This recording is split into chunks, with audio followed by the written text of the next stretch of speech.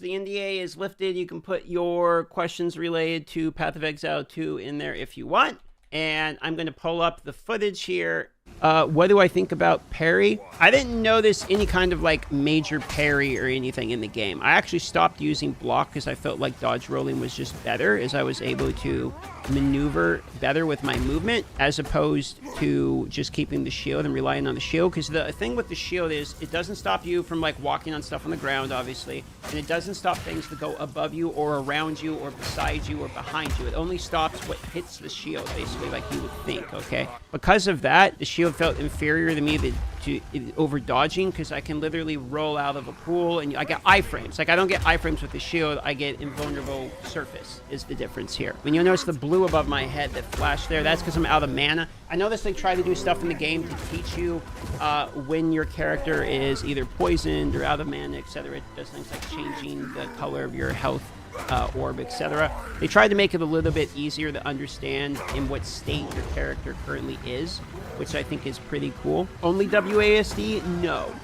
You can also use the mouse standard if you would like. I used WASD because that is what I wanted to try out, and honestly, WASD felt really, really good to me.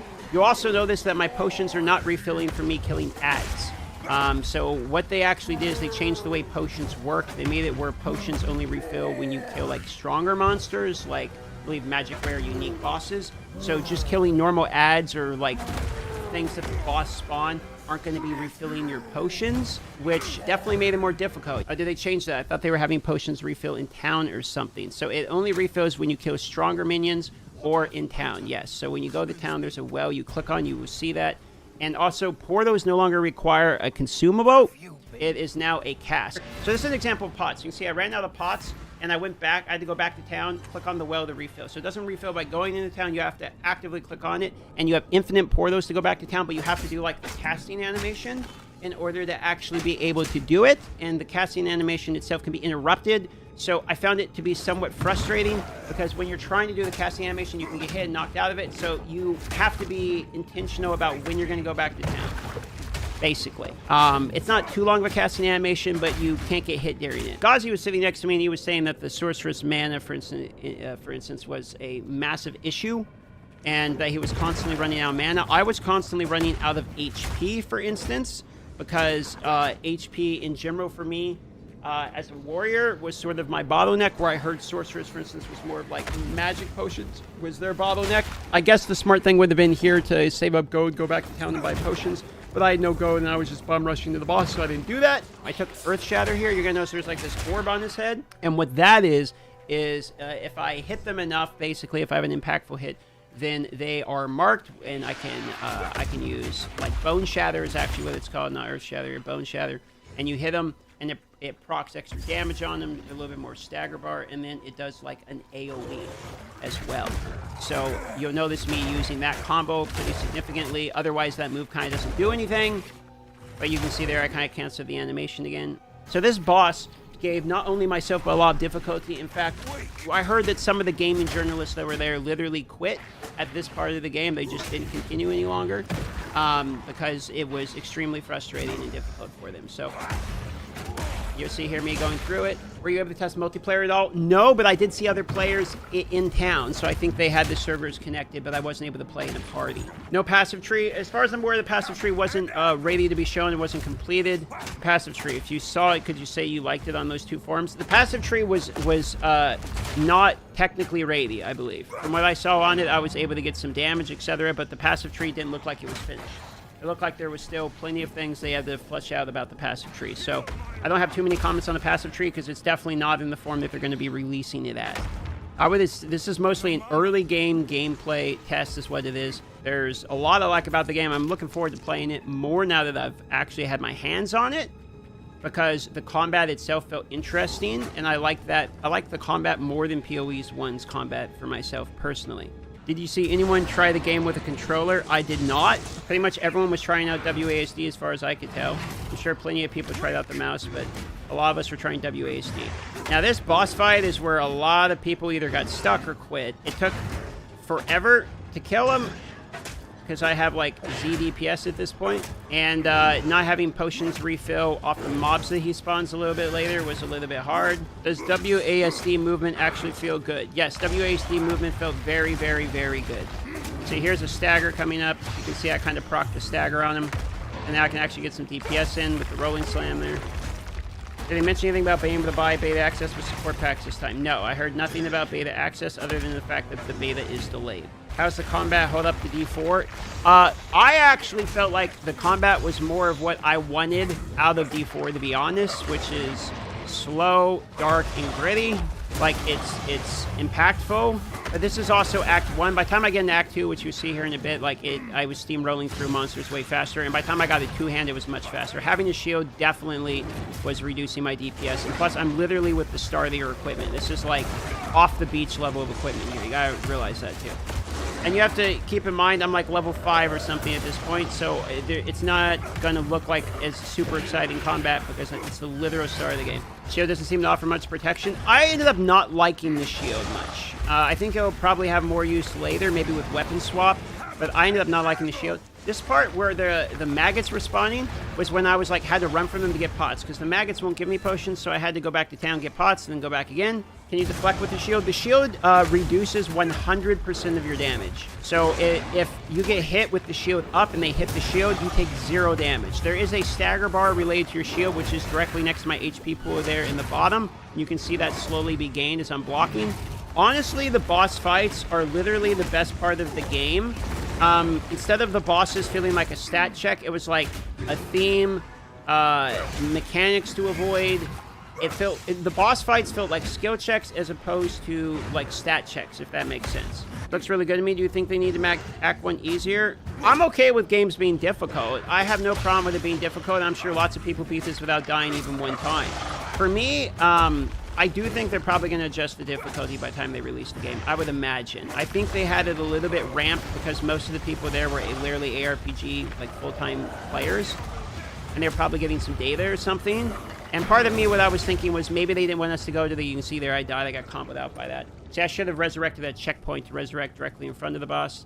Instead of that, but I went to town, so I cut it to me being back at the checkpoint here, because this is where I would have gone if I respawned at the checkpoint. The porting to town looks for clunky. That's how I felt. I didn't like porting to town for pots. Personally, I didn't like that.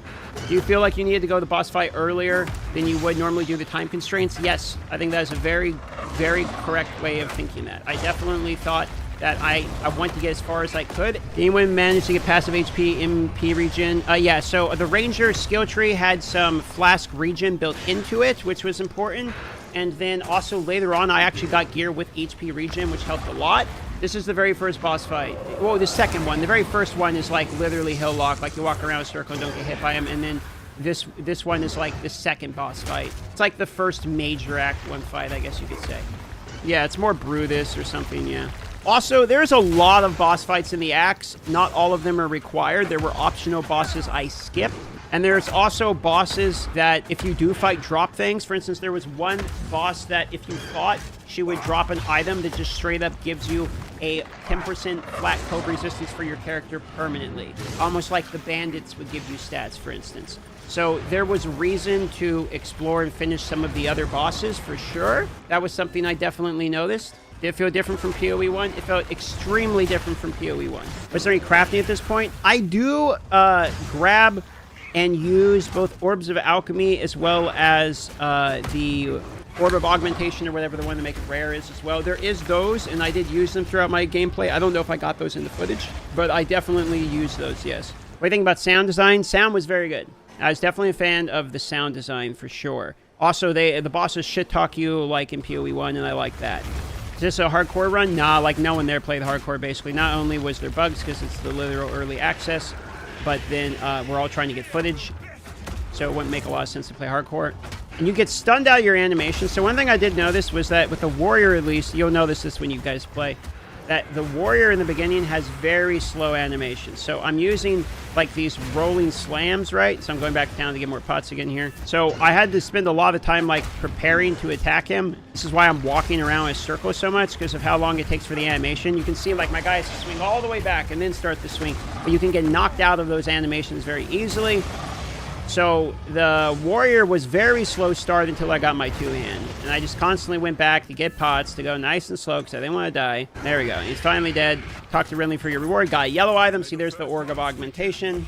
Is the game actually slow or just really hard at how it was level and power creep? Well, I mean, this is Act 1, like actual minutes off the beach. So it was definitely slow at that point. By the time I got into Act 2, which you'll see here in a little bit, I was walking through and like basically one-shotting everything. I was even destroying some bosses. I definitely think they're going to rebalance the two-handed mace. What I did with the two-handed mace, I went down the skill tree, taking everything that increased my stun duration, and then I was two-handed macing, just like stun locking the bosses, which I think for sure is going to get changed.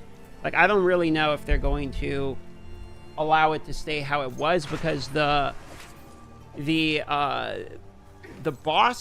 bossing felt to me like I could very quickly and very easily lock out the bosses by stun locking them. So I think that's for sure going to get changed. Disenchant items is an option there. What do they do? Disenchant is effectively selling stuff to a vendor in PoE 1. It will allow you to get like the Orbs of Augmentation, the Orbs of Alchemy, etc. So this is me getting a new uncut skill gem from beating the boss, and I get to pick a skill. I decided to go with the Shockwave Totem at this point because I knew I didn't want to use shield charge because I wasn't going to be using the shield. I wanted a two-hand. I wanted to have a Giga Axe or something. So I went with the totem. I wanted to see what the totem did. They're definitely going to, I would say they're going to adjust stuff with the totem because I was using the totem later to like basically cheese out bosses. A boss would run at me and that totem stop him, and then he would like hit the totem and start attacking the totem, and then I'd just like combo him out. So you can see me dropping the totem and testing it out here. The totems sound a lot cooler. Like, they feel a lot cooler in the game. I don't know how useful I really felt like this totem was in particular, other than, like, being a distraction, almost like a decoy totem. But the totems felt much better. I hate totems in Path of Exile 1 for sure. I think they're stupid. But in Path of Exile 2, the totems actually felt kind of good. Still perhaps a little non-interactive, but something I did like about it was because the combat itself felt like slower for each pack. When I'm actually using the totem, I'm hanging around long enough for the totem to actually do something. It felt like in PoE 2, so I noticed that as well. How was the movement? Did it feel fluid or clunky? You're using a warrior, it seems clunky. The movement felt fine. My animations of attacking felt very slow. In fact, you'll see later, there's one animation which cast time is quite literally 2.32 seconds. I could make a sandwich while I'm casting the ability, and it would be fine. So, that for sure felt to me like, okay, I need either like attack speed increase or something, but I was opting into probably the slowest style of combat. I was going two-handed warrior mace. I mean, I was purposely going like the slowest shit in the game because I wanted big, impactful, big dick swings. That's how I felt about it. That's what I wanted. That's what I wanted to see. Most people were trying ranger or sorcerer. I just wanted to see, okay, what's warrior, big, two-handed mace feel like? That's what I was mostly excited by. Did I get the big dick swings? Yes, I did, and they felt pretty good. Felt pretty good to me. How do graphics compare to D4? I actually kind of like these graphics better. I think it was mostly the lighting, however, was the reason I liked it. Felt pretty good to me. I have to see how you guys feel about it when you get into it. I didn't have any problems with the graphics, personally. What do you guys think about how the gameplay looks so far? Curious about the visuals that you guys like about it. The animation looks very, very smooth. Animation looked great. How do you feel about the UI? Do you think it could be cleaner, more polished, or you like the doom and gloom? The UI felt fairly minimalistic to me. It didn't feel too clunky. I didn't really feel like the UI gave me like a positive or a negative impression. It just felt like it existed. I do think the pots look bad. I do agree that the flasks could be better. That's how I felt about that as well. So now I am past Act 1, beat the Act 1 bosses, we're into Act 2. It's telling me to board the caravan. And now I have a two-handed mace, so you're going to notice my DPS is like way better. And I kind of just get to mess around a little bit. We had about 20 minutes left at this point. It took quite a bit of time to get to Act 2. So this was sort of the tail end of the gameplay. Was there any cutscenes? Not really that I remember, actually. It's a good question. I don't really remember any cutscenes. They might not have those, like, yet. Or I could be misremembering. Oh, yeah, I took Herald of the Ash here. I remember taking Herald of the Ash. You can see all the different moves here, like Sunder, Earth Shatter. I took Earth Shatter, which I thought was pretty cool. Also used Sunder, I believe, here, too. So you'll see some of that. Try out Herald of the Ash. I thought this town was super cool. It's like a caravan that's moving on wheels. which is pretty unique. I thought this was the most unique, like, town I had seen yet. And it has you, like, travel to different places on the town, basically. Okay, and this is like the caravan. You can see all the dudes, like, that pull the caravan. I'm just kind of checking out the different places. The lighting is really great, yeah. Yeah, the reason I'm not listening to the dialogue in game is because I was running out of time. We only had 4 hours to play. I was trying to progress and get sort of as far as I could at that point. You can see a little bit of the combat here in the Act 2. I definitely liked the grittiness, yeah. Gritty graphics, that's how I felt about it. Like, it was definitely dark, slow. You know, your character feels desperate a little bit. I don't really know how to describe it. Like, you can see these are blue mobs here. My DPS is going way up now. The Herald of Ash is awesome. Like, you can see the Herald of the Ash effect, like, leaving fire behind. You can see the fire on the mace. There's a level up effect.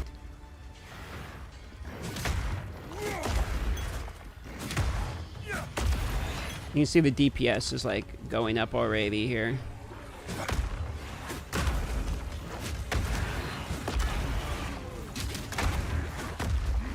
Is there a sign up for this? No, we have to wait for the beta, which is the end of 24. But yeah, see, those are rare mobs, and we're still, like, starting to one-shot them with the ability. So the damage is starting to go up here.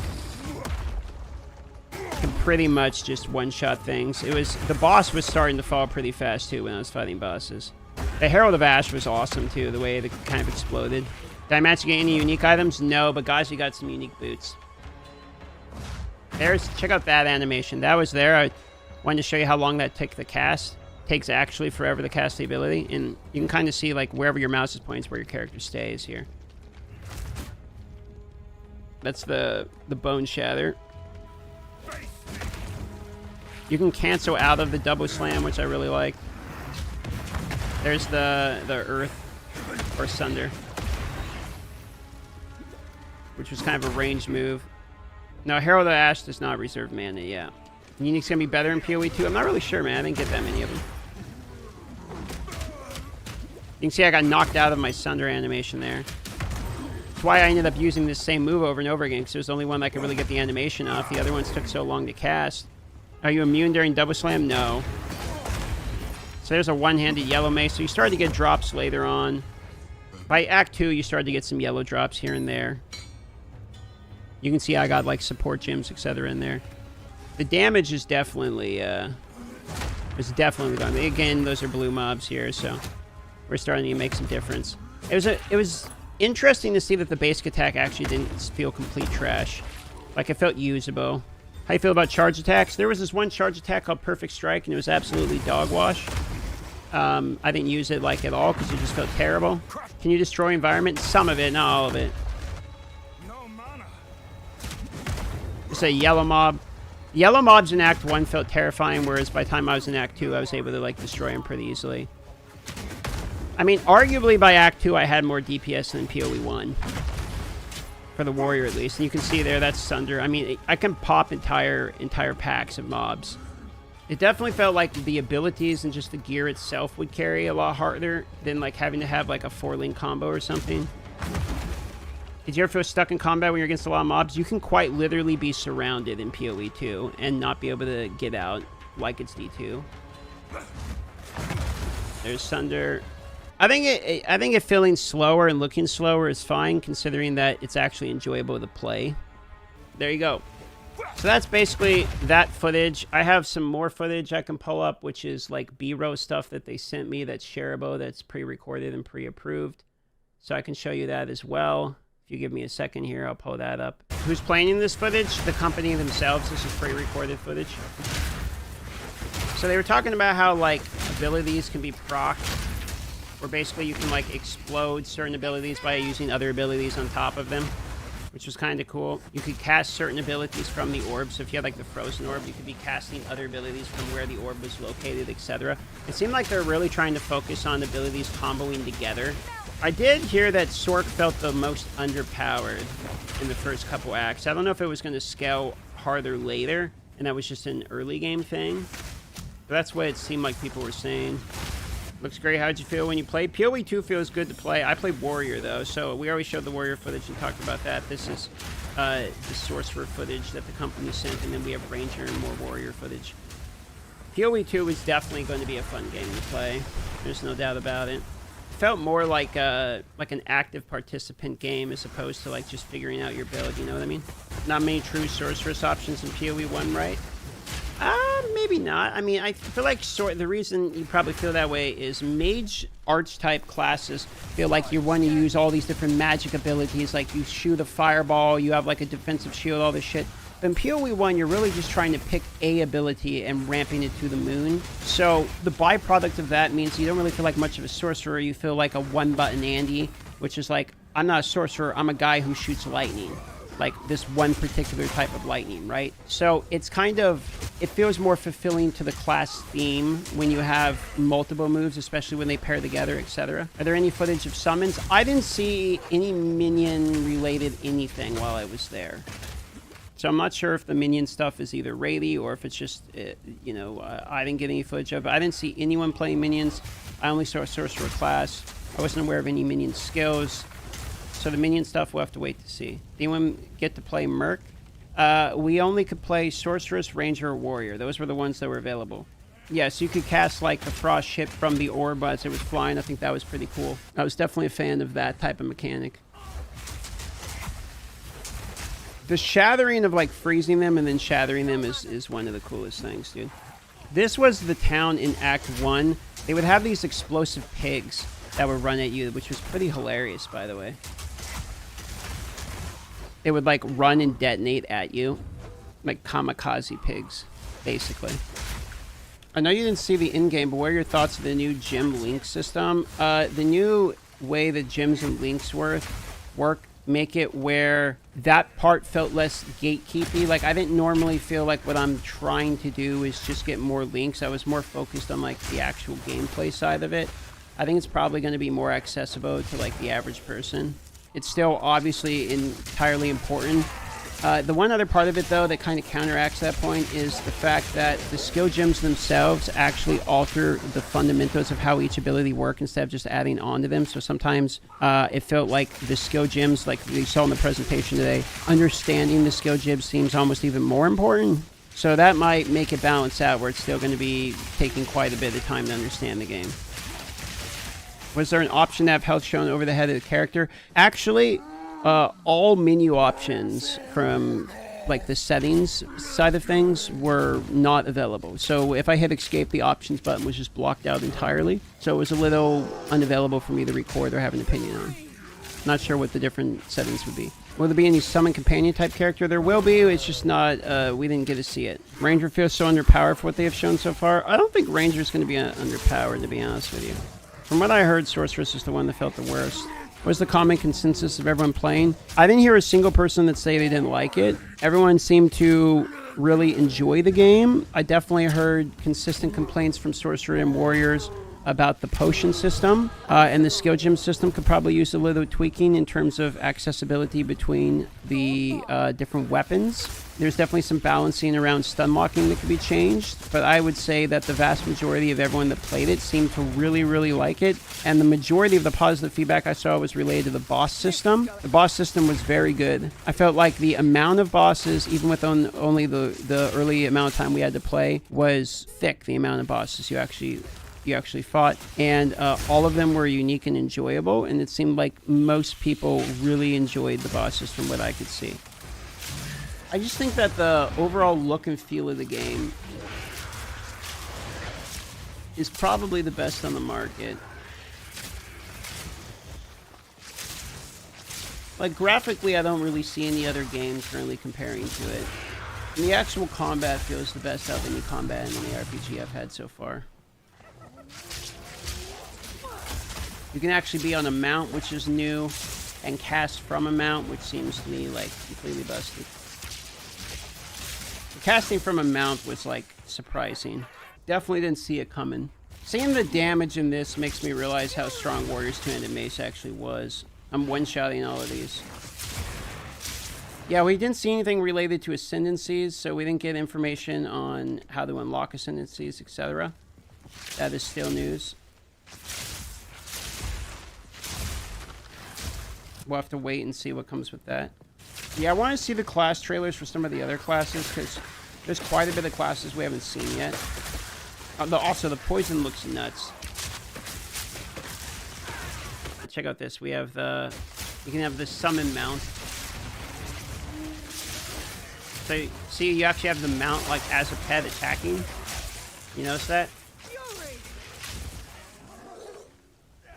And you can get on the mount itself. And you can attack from the mount. Pretty funny, right? You know how the mount will work for melee characters? No, but I'm assuming we can be like cavalry and like swiping at people, or else I don't get the point of it. Does the mount pick up gold and guaranteed to have inventory slots? We didn't unlock a mount while we were there. I don't know if it's a late game thing or something, but I definitely didn't get access to the mount to play with myself, so I don't know if that's like an inventory or can pick stuff up or any of that. Is that war cry? Yeah, there are war cries as warriors, yeah. There's war cries, totems.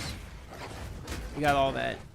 The shield does not block anything unless you manually block. Well, there's an active and a passive, so there's still like chance to block that you're familiar with in PoE 1, but now there's also like a manual blocking, which blocks 100% of all damage that ends up hitting the shield. So it doesn't block things that go over the shield, around the shield. It doesn't block damage on the ground. It blocks stuff that literally physically hits the shield. Also, you can shield charge with the shield, and if while you're charging it hits the shield stuff, then it will block that also. Seems OP in boss fights. I found that most boss attacks, unless it's like their basic attack, the shield wasn't too useful against. That would need to be like dodge rolling and positioning was really the counter to most of the bosses. So that's a good example of the warrior there.